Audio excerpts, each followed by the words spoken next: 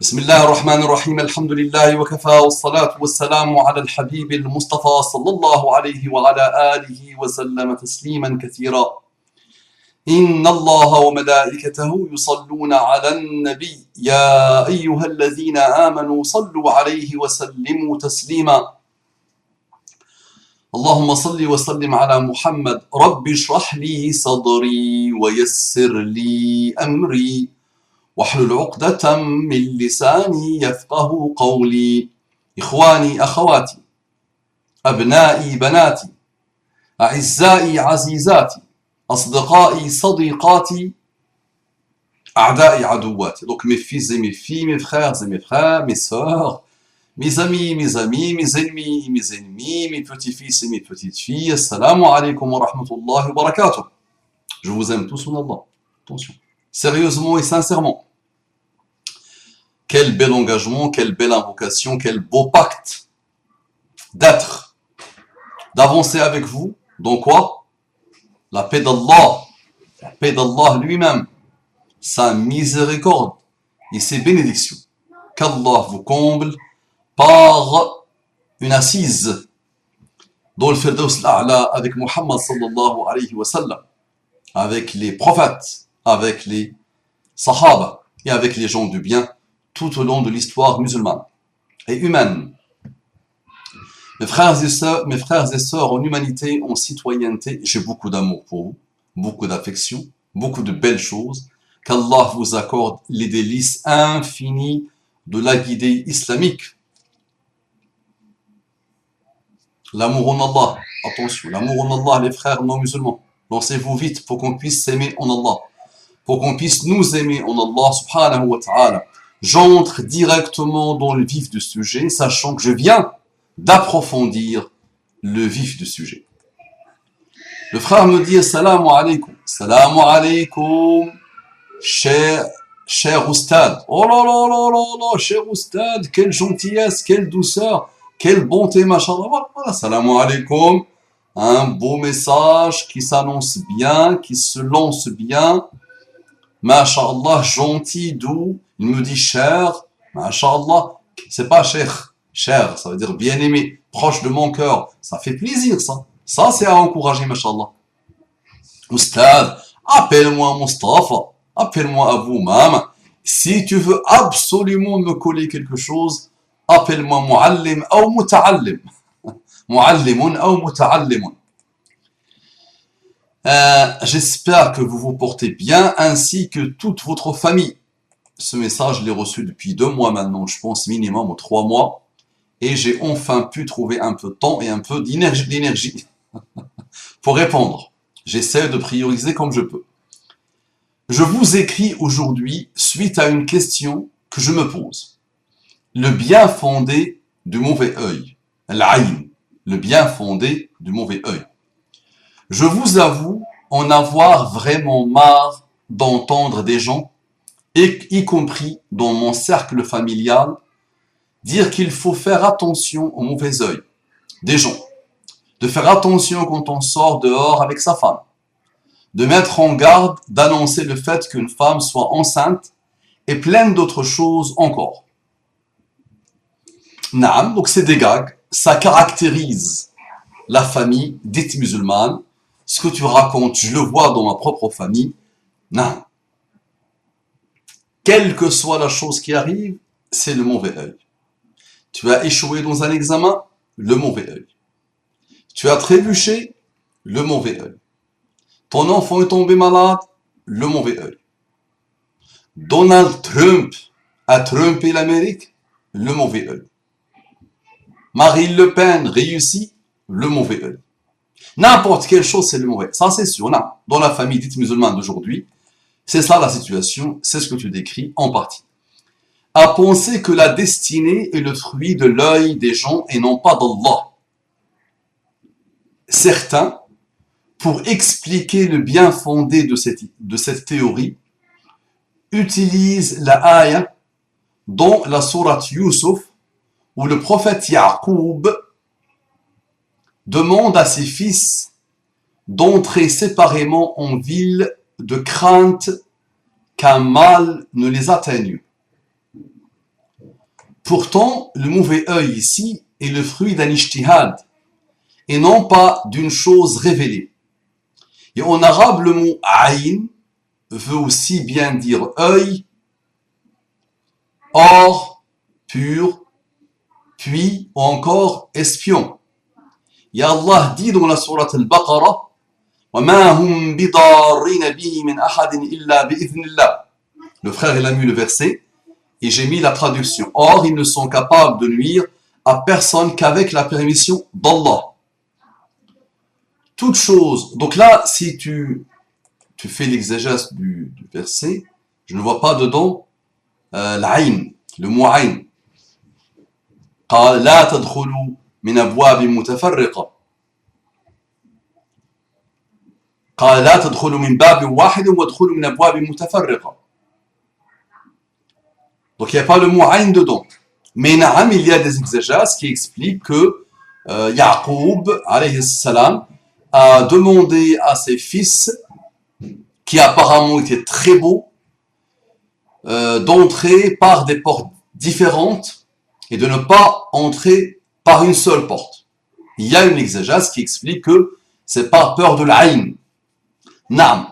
Mais il n'y a pas dedans l'aïn que tu cites toi, ici. Le mot aïn. Il n'y a pas le mot aïn directement. Très bien. Toute chose susceptible de se produire et écrite dans un livre gardé. Il nous incombe d'agir et travailler sur terre et le résultat ne vient que d'Allah. Au passage, j'avoue être en total accord avec les savants contemporains tels Al-Ghazali ou encore Al-Sha'rawi, qu'Allah leur fasse miséricorde, concernant leur négation sur le mauvais œil ou encore la théorie de la possession des djinns. Ayant regardé la liste de vos vidéos, j'ai trouvé une petite vidéo, entre parenthèses datant d'il y a 6 ans, où il était question de sorcellerie, mais je voulais en savoir plus sur cette théorie du mauvais œil. Mauvais œil. Pouvez-vous qu'Allah vous bénisse, m'éclairer dessus? Wassalamu alaikum. Donc, je suis d'accord avec toi sur la partie où ce peuple très archaïque des musulmans des temps modernes, naam, passent tout leur temps à mettre tout sur le dos de l'aïn. Nous sommes d'accord. Je ne pense pas qu'il y a quelqu'un qui va regarder cette vidéo ou quelqu'un qui va lire ton texte qui va dire « ma famille ne sont pas dedans ». Si la famille très proche est épargnée, la grande famille, les oncles, les tantes, les cousins, la grande famille, on voit que tout le monde est touché par cette problématique quotidienne, que tout est la faute de l'aïn et que tout est la faute de la sorcellerie. Ça, c'est la première chose. Donc, naam, dans la populace, dans le commun des mortels des musulmans d'aujourd'hui, c'est vrai que l'aïn joue sur tout, quelle que soit la chose, c'est l'aïn, le mauvais œil. Et la sorcellerie aussi, c'est comme si les genoux, je le répète à chaque fois, n'ont rien à faire de leur journée que d'habiter des choses inhabitables qui s'appellent les musulmans. C'est vrai. Très bien. Jusqu'à là, nous sommes d'accord.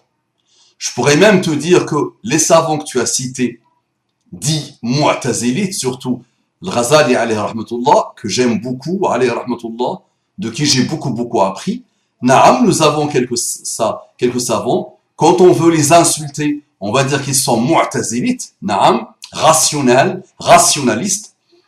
Donc, naam, ils peuvent mettre beaucoup de points d'exclamation et beaucoup de points d'interrogation et même parfois nier ce type de choses. Je suis d'accord aussi. Et tu es d'accord avec eux. Moi, je suis d'accord sur la chose. Naam. Maintenant, bismillah, écoute. Donc là, je t'ai sorti 2 hadiths authentiques, qui parlent de cette problématique de l'aïn. Donc d'abord un verset. وَإِنْ يَكَادُ الَّذِينَ كَفَرُوا لَيُزْلِقُونَكَ بِأَبْصَارِهِمْ لَمَّا سَمِعُوا الذِّكْرَ وَيَقُولُونَ إِنَّهُ لَمَجْنُونَ. Surat Al-Qalam. Je t'ai posé la traduction, l'interprétation. Peu s'en fout que ceux qui mécroient ne te transpercent pas, ne te transpercent par le regard quand ils entendent le Coran. Ils disent, il est certes fou, al-qalam. Donc tu vois, transpercer ici, personne n'a rien vu, un mot en français, mais la yuzliqunaka bi absarihim. La yuzliqunaka bi absarihim. Par exemple, Ibn Abbas, habrul ummati wa turjumanul Qur'an. Il a un surnom, habrul umma wa turjumanul Qur'an. C'est-à-dire, l'interpréteur, le traducteur en direct du Coran, celui qui comprend l'essence du Coran, lui a expliqué cela, yuzliqunaka bi absarihim par l'ayn. Tu vois, en traduction en français, personne n'a rien vu. Il se transperce. Mais dans le texte du Coran, Ibn Abbas explique ces deux mots, la yuzliqunaka bi absarihim par l'ayn. Ils vont te toucher par l'ayn. Ibn Abbas et d'autres. Un verset. Je donne deux hadiths authentiques. Nabi sallallahu alayhi wa sallam, il dit, le mauvais œil est une vérité. Le mauvais œil est une vérité. Et là, habibi, c'est pas le mauvais œil, l'ayn, ou le dhahab, ou la source, ou l'or, ou l'espion. Là. C'est clair, net et précis. Donc il dit, le mauvais œil est une vérité. S'il y a une chose qui devance la prédestination, ce serait le mauvais œil. Et si on vous ordonne de laver le récepteur de l'envie, lave-le. Un autre hadith, Nabi sallallahu alayhi wa sallam, il dit, donc c'est Aïcha qui parle, le prophète sallallahu alayhi wa sallam m'ordonnait de pratiquer la ruqya pour me protéger contre le mauvais œil. Le prophète sallallahu alayhi wa sallam m'ordonnait de pratiquer la ruqya pour me protéger contre le mauvais œil. Ce hadith-là, cette parole-là est rapportée dans Sahih al-Bukhari ou Sahih Muslim, les deux Sahih. D'accord? Quand Nabi sallallahu alayhi wa sallam faisait la ruqya à ses petits-fils, il nous a appris aussi de faire ruqya à nos enfants. أعيذك بكلمات الله التام أو أعيذك بكلمات الله التام من كل شيطان وهام ومن كل عين لامة ومن كل عين لامة. D'accord? Donc l'ayn au haq. L'ayn existe. Jusqu'à là, si tu ne le savais pas, si tu ne l'avais pas vu, je te donne l'information. Donc nous avons des hadiths authentiques. D'accord? Et nous avons ce verset où Ibn Abbas nous dit que c'est l'ayn. La yuzliqunaka bi absarihim. Non, nous avons plusieurs hadiths, attention, authentiques, qui tournent autour de cette problématique de l'ayn. Maintenant, par rapport à l'ayn, finalement, qu'est-ce que ces hadiths disent? C'est évoquer Allah, invoquer Allah, faire ruqya, se protéger. Ces hadiths-là ne nous demandent pas d'être une population d'un archaïsme qui dépasse l'entendement et de passer notre temps à dire tout est question de ayn. Tu vois la nuance ou pas? Notre problématique à nous, c'est quoi? C'est que nous avons laissé ce que ces hadiths, finalement, le pourquoi du comment de ces hadiths, c'est quoi? C'est de régulièrement, continuellement, jusqu'à notre dernier souffle, nous devons faire ruqya à nous-mêmes. Ça, on ne le fait pas. Ça, on ne le dit pas. Ça, on ne le rappelle pas. Ça n'intéresse pas. On ne parle jamais de ça, subhanallah. Par contre, on parle de quoi? De que tout est expliqué par l'ayn. Alors que finalement, le pourquoi du comment des hadiths, c'est de nous demander d'être en connexion avec Allah. Tu vois un peu l'ajab? Tu vois un peu les choses étonnantes chez nous? Subhanallah. On laisse l'enseignement du hadith et on passe notre temps à dire que tout est question de ayn. Donc là, on exagère et on fait dire aux hadiths ce qu'ils ne disent pas.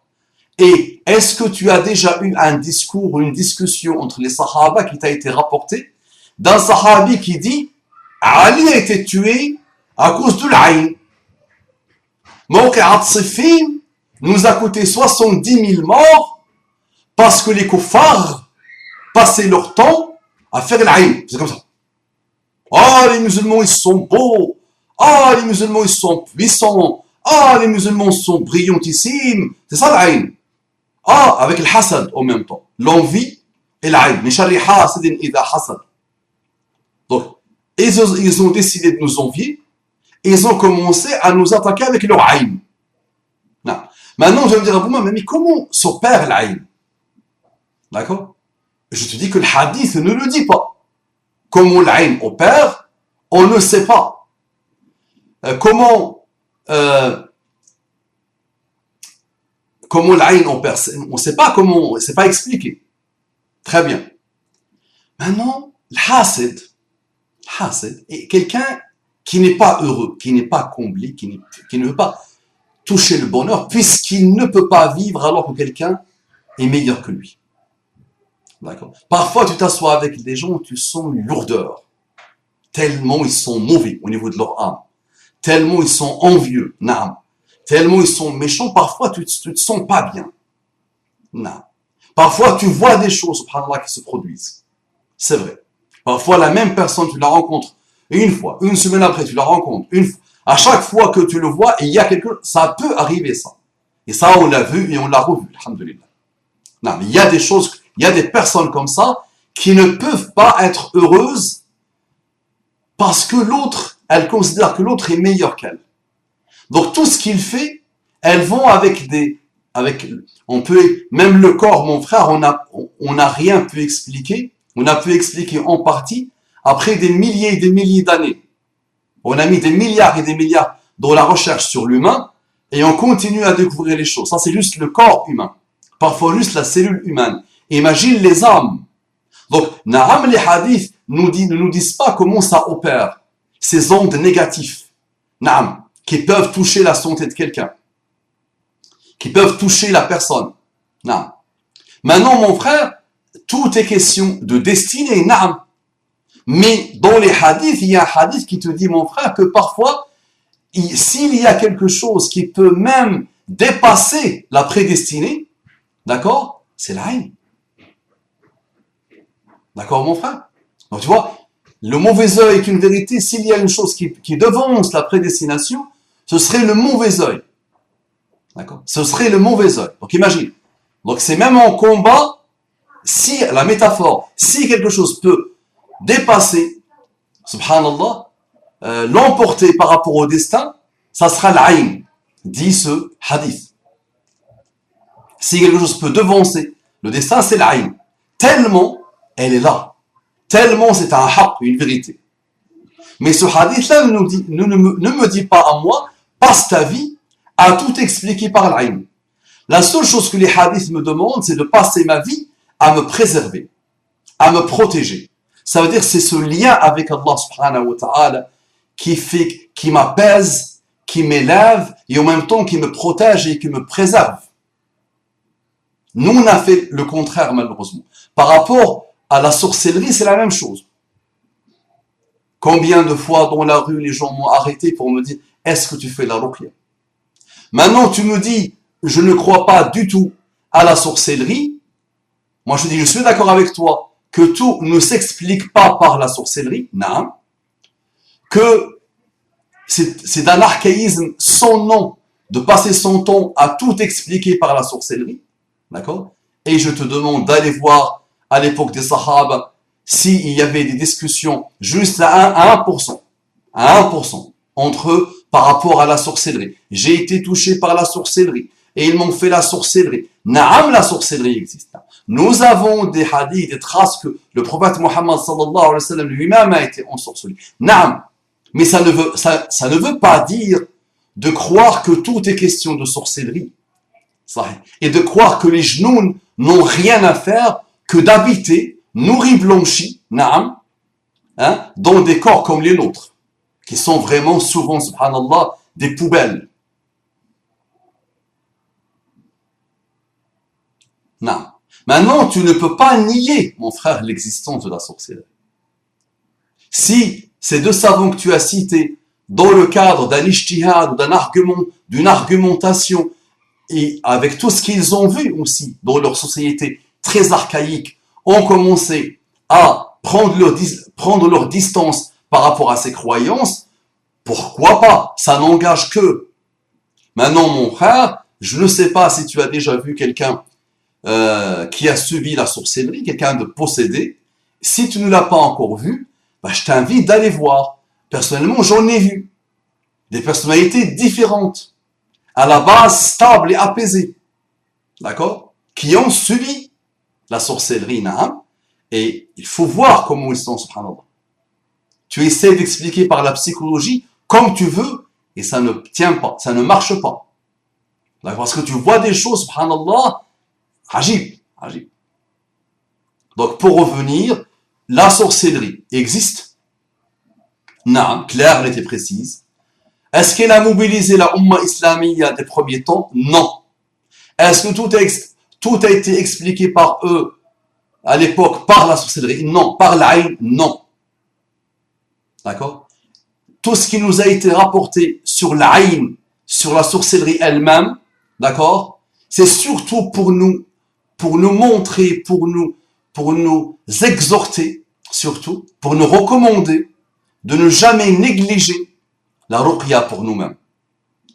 Et le malheur, c'est que nous, on passe notre temps à dire que tout est de la faute, toute ma vie est régie par le mauvais œil et la sorcellerie, alors que le hadith ne le demande pas, alors que le Coran ne le demande pas, et on oublie la recommandation et l'exhortation de le hadith et de le Coran. C'est ça qui est extraordinaire. Et alors que finalement, au lieu de faire ruqya à nous-mêmes, qu'est-ce qu'on fait? Est-ce que toi tu fais ruqya? Tiens, je te paye 50 € la séance, non remboursé par la sécurité sociale. Ça va me coûter 2000 €, 10 000 € jusqu'à ce que tu me débarrasses. D'accord? Je t'apporte une tête de coq. Je t'apporte 3 moutons. Je t'apporte de l'argent. Il y a des gens qui ont fait des milliards. Wallah, ils ont fait beaucoup d'argent. Je parle de milliards. C'est pas je connais quelqu'un qui a atteint plusieurs. C'est même pas un. Le monsieur est un richissime bonhomme. Il a fait ça que en prenant ces arabo-musulmans pour des ânes, les pauvres. Pour des gags, subhanallah. Et ils donnent beaucoup d'argent, les pauvres. Au lieu de se faire ruqya à eux-mêmes, comme leur demande la religion d'Allah, eux, ils croient à l'existence du djinn, à l'existence de l'aïn. Ça, c'est une croyance que normalement les musulmans ont, très bien. Mais eux, ils expliquent tout ce qui leur arrive par ça. D'accord? Ce qui est faux. Et ils délaissent le moyen de se protéger. Ce qui est le monde à l'envers. Ce qui est vraiment le monde à l'envers. Donc, pour éviter encore que quelques-uns comprennent mal ce que je raconte, pour moi, wallahu a'lam, en plus, l'aïn, haq, parce que les hadiths sont authentiques. Authentiquement authentiques. D'accord? Si les quelques versets, on va dire, c'est une exégèse, un tel l'a expliqué autrement, un tel l'a interprété autrement, je dis, ok, pas de problème. Pas de problème. Combien même. Maintenant, les hadiths sont authentiques. Tu ne veux pas traduire ou expliquer ou interpréter le mot aïn de ces hadiths par l'or, par la source, par l'espion. Non, non, non, c'est clair. Clair, net et précis. Et Muhammad sallallahu alayhi wa sallam, quand il faisait ruqya à ses petits-fils, il citait bien l'aïn. D'accord? Maintenant, ça c'est une chose, dire cela est une chose, expliquer tout ce qui nous arrive, vivre dans la paranoïa totale, d'accord? Et la folie totale par rapport à l'aïn et le ruqya, ça c'est une insulte pour l'enseignement de l'islam. Et ça c'est un archaïsme sans nom. Et quand tu veux mesurer l'archaïsme d'un État musulman ou d'une communauté musulmane, observe-les par rapport à ces questions. Malheureusement, de mon pays d'origine, tu prends la zapette, au moins une fois par semaine, chaque chaîne va parler de la sorcellerie, va parler de l'aïn. D'accord? On continue, c'est comme si les gens n'ont rien d'autre dans leur vie islamique que l'aïn et que la sorcellerie. L'umma, elle est bizarre, subhanallah.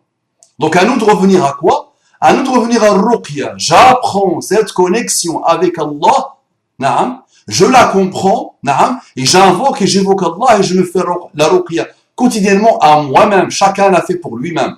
Et les enfants, parce qu'ils ne savent pas encore faire, quand ils sont petits, à nous de leur faire la ruqya, Inch'Allah. Ça marche? Akramakallah. Assalamu alaikum wa rahmatullahi wa barakatuh.